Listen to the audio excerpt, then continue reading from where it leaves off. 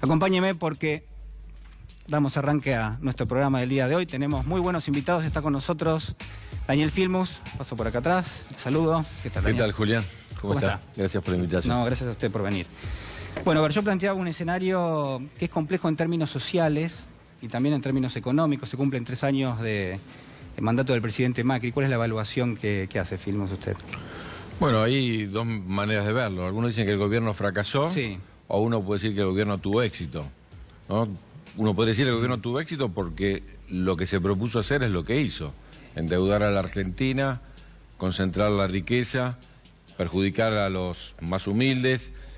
Esta semana hemos visto en chequeado.com, que es una ONG que trabaja de una manera ecuánime, plantea que de las 20 promesas que había hecho Macri solamente ha cumplido 2 y serían discutibles todavía. Pero bueno, es así. Es un gobierno que ha prometido en una dirección y que ha actuado en otra.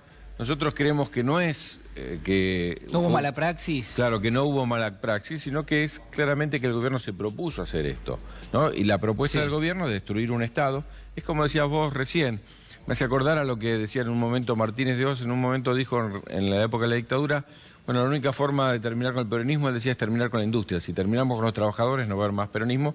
Y destruyó la industria. Hay un famoso libro de Francisco de Lis, Después del diluvio de la clase obrera, que muestra que de 5.800.000 obreros industriales quedamos con 2.400.000.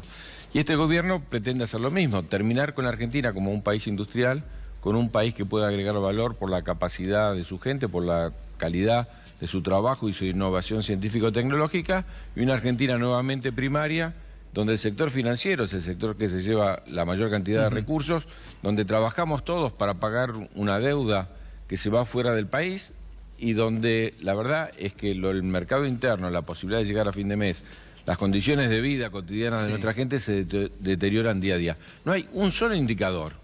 ¿No? Este fin de semana, justamente por los 3 años, han dado indicadores de desocupación, de pobreza, de indigencia, ¿no? De inflación, de endeudamiento. Todos los indicadores son negativos. Nunca se vio.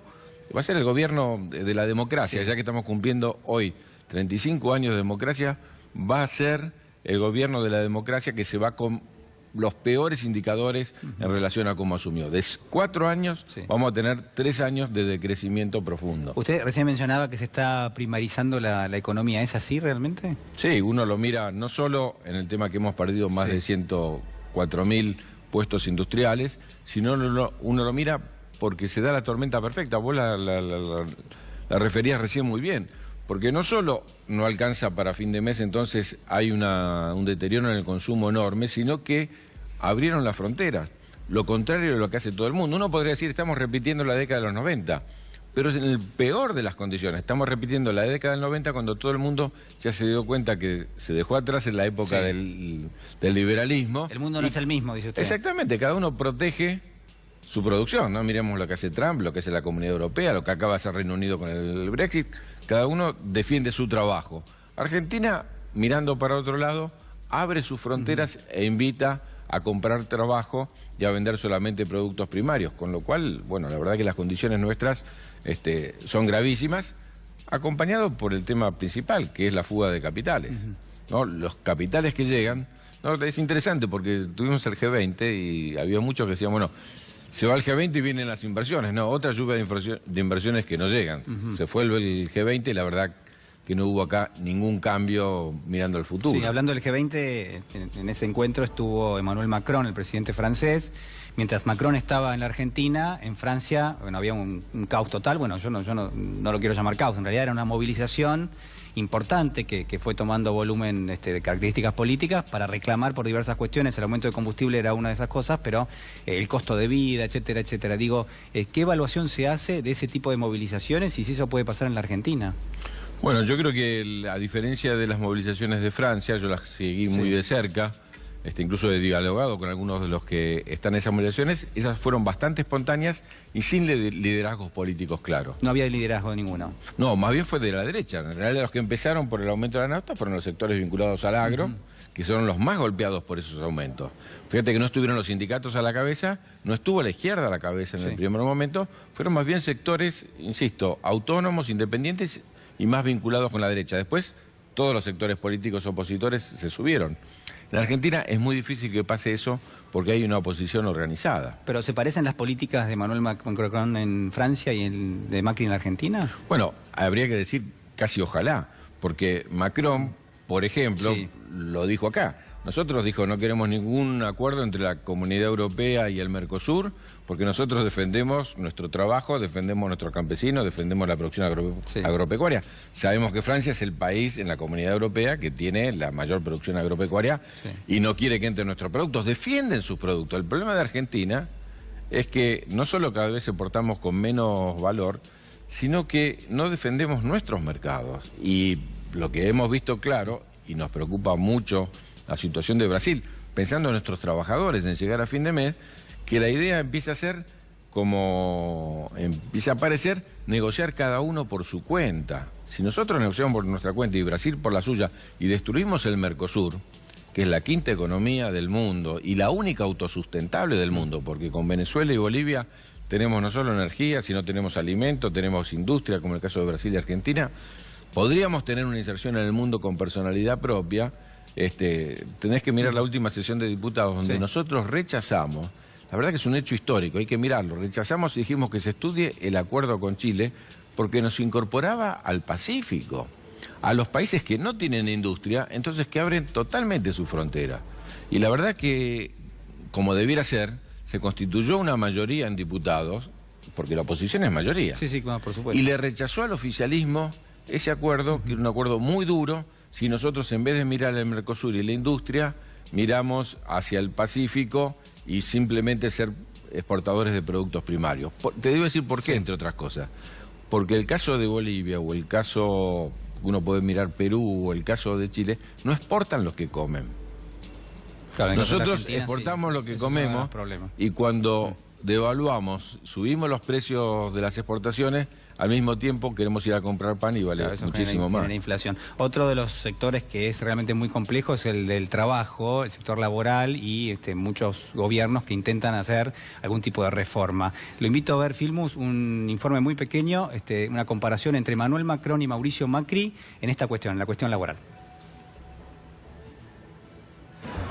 Claramente, nosotros viajamos por Europa estos 3 años, muchas veces fuimos acompañados por líderes sindicales, vimos las reformas laborales que se han hecho en Italia, en España, en Holanda, nos estuvimos particularmente en Francia, pero a todo lo que hemos dicho anteriormente, queda claro y es como obvio que necesitamos tener legislaciones laborales que se adapten a toda esta revolución.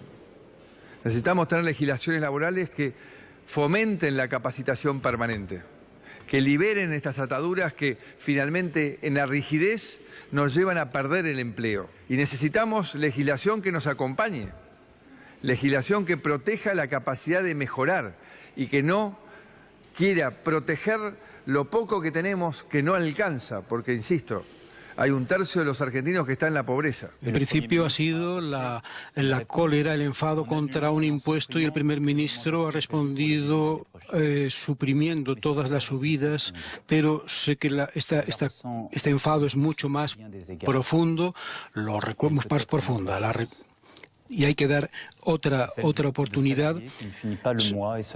Es la cólera de los asalariados que no logran llegar a fin de mes. Es la de la madre de familia, viuda o soltera que no tiene forma de hacer cuidar a sus hijos, que no llega a fin de mes. Los he visto esas mujeres con valor. Es en primer lugar el estado de urgencia económica y social el que voy a decretar hoy.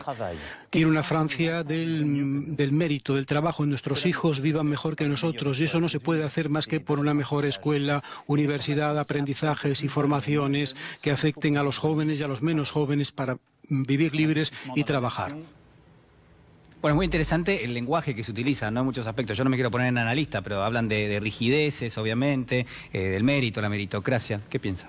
Bueno, está cual, pero primero hay que decir que ojalá Macri hubiera cumplido con la primera mitad de lo que dijo, porque dijo lo primero es capacitar a nuestra gente y darle formación laboral.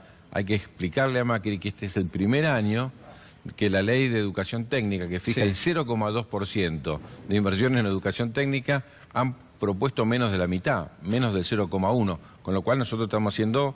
¿Cuánto se iniciando invierte? una demanda. A ver, dígame de vuelta. La ley de educación técnica, que nosotros la recuperamos, porque el neoliberalismo no necesita educación técnica. En los 90 desaparecieron las escuelas técnicas, ¿te acordás? Sí, por supuesto. Si la Ley Federal de Educación incorpora las escuelas técnicas, nosotros recuperamos las escuelas técnicas, entre otras cosas, a pedido de la industria. Ahora, Macri habla de capacitación profesional y para el año que estamos hablando ahora, no se ejecutó el 80% de lo que había en educación técnica, el 80%.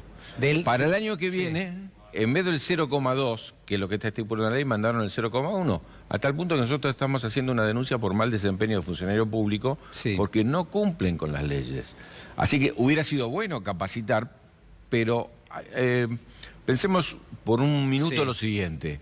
¿Qué tipo de trabajo, cuál es el trabajo flexible? Vos ves por la calle los chicos que están con las bicicletas y con las motos de Rappi y otras empresas. Ese es el trabajo que quieren. Ahora se llama economía de plataformas. No, y además yo lo que quiero decir es que muchas veces desde el gobierno se dice, bueno, en otros países, en los países centrales más desarrollados, el trabajo en relación de dependencia es algo que está perdiendo vigencia. Es todo lo contrario. Es todo lo contrario. Los países más desarrollados tienen mayor nivel, en todo caso, en términos relativos, de trabajadores en relación de dependencia. Y los países más igualitarios del mundo, como en el caso de Alemania, tenemos los países de los países nórdicos, Finlandia, son los países Noruega, donde hay mayor trabajo digno, como llama la OIT en este momento. Pero me parece fundamental el tema de que si este es un gobierno que valora el trabajo o no. Cuando habla de la regulación del trabajo, va con la concepción de Macri, que plantea el trabajo como un gasto, ¿no? Y cuando dicen productividad, la única idea de productividad que se le ocurre es bajar los salarios. Que seamos competitivos, que ya lo lograron en buena medida, bajando los salarios. Y Argentina no es competitivo por salario bajo. Argentina es competitivo por salario que representa trabajo de alta calidad, innovación y desarrollo científico-tecnológico. Históricamente Argentina fue así. No va a competir con los países por trabajo esclavo. Va a competir con los países porque nuestra gente, los argentinos y las argentinas, tiene una enorme capacidad, tenemos una educación que forma para el trabajo de la mejor manera, y me parece que es en la producción justamente de trabajo industrial y trabajo para productos sofisticados de ciencia, con gran aporte a la ciencia y la tecnología, que tenemos un destino. Lo otro es un país para el 10%, que es el país que piensa Macri, ¿no? Pero, un país primario. ¿Y qué pasa con la educación? Porque usted recién la mencionaba, con una paritaria que no se cerró en todo el año, es insólito, pero digo, ¿por qué se da esto? ¿Qué pasa? Debe ser muy simple. Si vos imaginás que la educación tiene que servir para el mercado de trabajo, pero a su vez imaginás que ese mercado de trabajo va a ser un 20% de los argentinos de alta calificación, pero un 80% que no necesita calificación, que es el que va a la escuela pública, entonces la destruís. Lo que está haciendo este gobierno, ¿sí?, desprofeso, no es que le sale de casualidad. Lo que se ha propuesto es destruir la escuela pública. Cuando elimina la paritaria nacional y cuando elimina el Fondo de Compensación Salarial Docente, lo dijimos la semana pasada cuando se discutió el presupuesto, ustedes están votando este presupuesto, ya lo habíamos dicho el año pasado, para que haya huelga. Ustedes están invitando a los docentes. ¿Sabes qué presupuesto tiene el salario docente que paga la Nación, el Fondo de Incentivo? No. El mismo que hace 2 años. Estamos repitiendo en el 2017 25.000 millones. 2018 25.000 millones. Con una inflación en el medio del 70%. Entonces, o sea, se está licuando en definitiva. Claro, ¿no? pero a su vez el país, la ley de financiamiento educativo, dice textualmente que la Nación va a aportar a las provincias más pobres. Entonces hay 13 provincias que recibían un aporte para llegar a la paritaria. Bueno, este gobierno sacó ese fondo. ¿De cuánto es ese fondo? 0. Entonces, cada provincia queda librada a su destino. Las provincias que tienen menos recursos, como nos pasó en los 90, que les pasaron las escuelas y los hospitales sin recursos, las provincias que tienen menos recursos van a tener realmente una educación desastrosa, ¿no? ¿Y qué pasa en términos políticos? Porque obviamente, digo, me da la sensación de que uno escucha a distintos referentes, lo estoy escuchando a usted, y hay coincidencias en la oposición, en lo amplio que es el espectro de la oposición, de cuestiones centrales, el mercado doméstico, la educación, etcétera. Digo, hay posibilidades de... Este se ríe, no sé por qué. Digo, hay posibilidades... Porque es la pregunta del millón. Es la pregunta del millón. ¿De que en definitiva haya algún tipo de consenso? Mira, estás hablando con alguien que es profundamente optimista. Estás hablando con alguien que aparte habla con todos, y así como te decía que en el Congreso el otro día pudimos unificar, como lo hicimos con el tema de las tarifas. Usted es un dialoguista. Sí, y me parece que hay condiciones para la unidad. Y me parece que la unidad no solo, porque algunos dicen, bueno, esto se lo debemos a Macri, no. Yo creo que hay condiciones para la unidad no solo porque nos una el espanto, como diría Borges, no solo porque nos una el temor a que continúe la política de Macri, sino porque también una política 180 grados distinta es una política que pone en el centro del trabajo el consumo, el mercado interno, que pone educación, ciencia y tecnología en el centro, que recuperar, perdimos hasta el Ministerio de Salud.